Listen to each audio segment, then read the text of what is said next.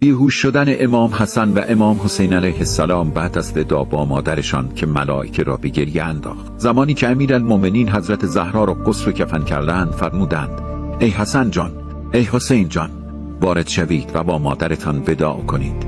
امام حسن وارد شدند و خودشان را بر بدن مادر انداختند و بوسه‌ای بر صورت مادر زدند و فرمودند: یا اما کلمینی، مادر با من حرف بزن قبل از اینکه روح از بدنم جدا شود. سپس امام حسین آمدند و صورت خود را کف پای مادرشان گذاشتند و فرمودند: یا اما انا ابنک الحسین کلمینی، مادر من حسینم، با من حرف بزن قبل از اینکه قلبم بیستد. امیرالمومنین با دیدن این صحنه آنقدر گریستند که صدای نالهشان بلند شد. ناگهان حضرت زهرا به اذن خدا چشمانشان را گشودند و حسنین را به سینه چسباندند و گریه کردند.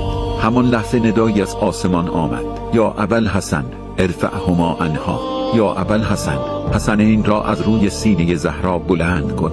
فقط ابکیا والله ملائکة السماوات، به خدا سوگند فرشتگان آسمان ها را به گریه درآوردند. امیرالمومنین حسنین را از روی مادر بلند کردند در حالی که از شدت گریه بیهوش شده بودند. اگر به دنبال روایت های مستند شیعه هستی، پیج ما را دنبال کن.